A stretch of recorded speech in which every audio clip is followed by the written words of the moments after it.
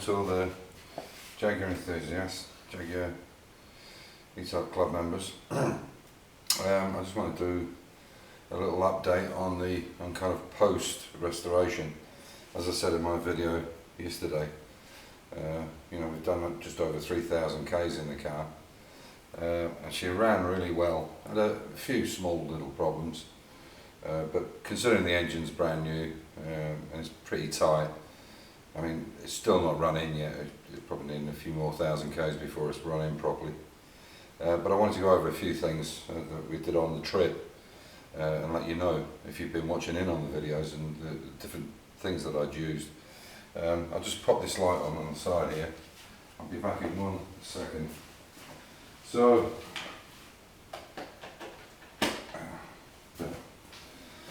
yeah, one of the big things was, what I'll do is I'll pick up the camera, I'll go through a couple of things and then I'll pick up the camera and show you.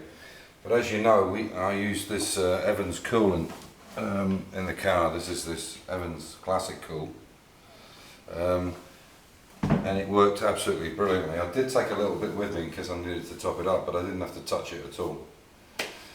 Temperature sat nice, even on the M25, and it was on a Friday, which was the bank holiday. It did start creeping up a little bit, but you would expect that. But it didn't actually overheat. It does run a few degrees higher than water and glycol, but obviously the protection that it gives because of no corrosion and the lack of pressure. I mean, it's unbelievable that it can be, really high on the gauge. It's sitting around about 84, which is about right. But the nice thing about it is you can get hold of the hoses, you can still squeeze them, they don't go hard. And it's this pressure and the vapour that really buggers the hoses up. It makes them supple inside, and this is when they split and break. And you don't get that with this. You've probably got, I don't know, 90% pressure drop. You can even take the radiator cap off when it's red hot and it doesn't even come out. It's just unbelievable. So that was the one thing that I'm really pleased with the Evans coolant. It works great. I'm going to put it in all my cars. It's not a cheap option, but it is a cheaper option if you look at it over the life of the car and what these cars are worth now. It's a good protection, especially for the cylinder heads because they're numbered, and the block and so on. Anyway, so that's one thing. What I'll do is I'll pick the camera up and I'll go over a couple of things with you now and let you have a look. One of the issues I did have is that I bought some from S&G Barrett. I bought a throttle linkage gear, and I'll pick the camera up and show you it. And it was all kind of nickel plated. Well, the one across the front is chromed, and then the part that goes onto the SUs is nickel plated. And I'll put the camera up and I'll explain it to you what I'm actually talking about. So if you look here, you can see this is the equipment I bought from Barrett. This is the arms, the extensions, the knuckle joints and so on and so forth. And these are the parts that come, and you can see they're kind of nickel, they're not chrome, but they're kind of nickel plated. Now on the original ones, I'll get one of the other ones over and show you. There has to be play in them there. There should be a rock, it should be able to rock like that, because as the engine gets hot, you can see there's a bit of movement here. What you'll find is when you buy these, I have mentioned it I've talked to Julian Barrett, the owner, him and his dad are the owners, and basically said what I think it is. I think the nickel plate is too thick, and so what it's done is where it goes onto this shaft, the radius is too tight, and so they're extremely tight. You can see that one's not been done yet. It's too tight, whereas there's rocking in that where it should be in that one. So this one has to be opened up a bit. So be careful of that. If they don't rock on that shaft, when the engine gets hot, you'll have problems getting the idle down. This will cause a bit high idling, to 1200, 1500 RPM, whatever. And there must be movement in there. So that's a thing to look out for. As you can see, the spinners are on the right way. Undo. And the back as well. So that's all done, which is good. But I'll show you the ones that are going back, and this was courtesy of Mike Hemsley at the Jaguar Club. You can see here, you can see this piece here. these are original ones, and not, but the ones from Barrett are the same. But this half moon shape here is not as big as this one, and that's why they're too. When they go onto the shaft, they're too tight. You know, you imagine if that was the shaft, it's too tight here, and it's gripping it, and there should be movement there. This should be able to. When this is stationary, this should be able to go up and down a little bit. I mean, not that's exaggerated, but you know, it should be able to move.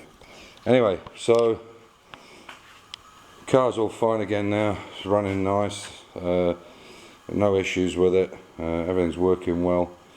The hubs are in the right way now, and I hope nobody's done it the same way as I have. And just to confirm that, this is my XK150 OTS, and you can see. There you go, look. Undo, forward.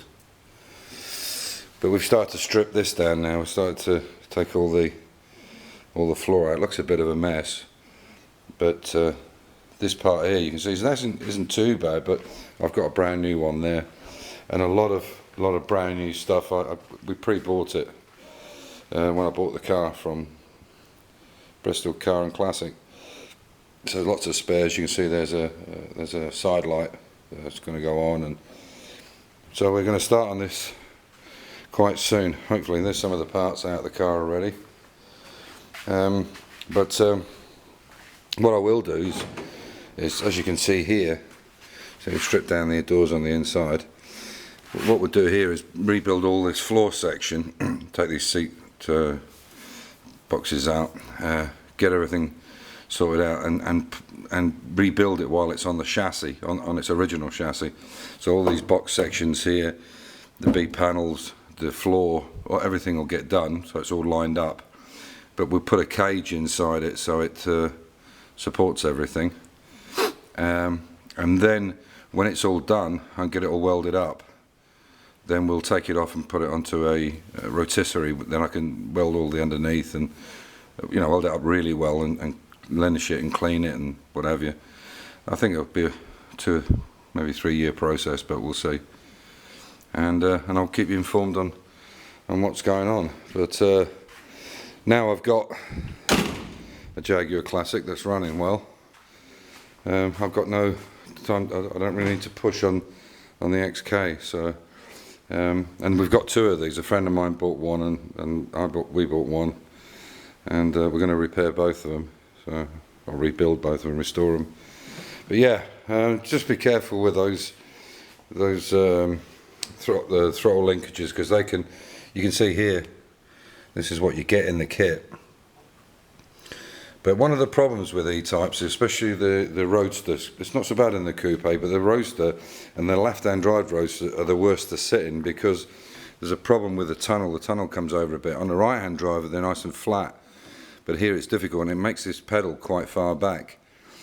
So what I'm thinking of doing is S&G Barrett have a pedal which is not hinged off the floor, but it's run by cable, and you can extend the brake and the clutch. You can make it go down by putting a spacer here.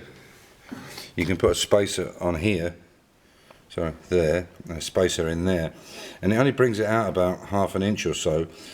But when that translates down to the pedal, it's a couple of inches inside. So this is probably what I'm going to do, make it a little bit more comfortable to drive. Anyway, thanks for watching in. Check out any updates when I put them up, and thanks for watching. And if you like them, please subscribe or tell your friends. Thanks. Take care and bye.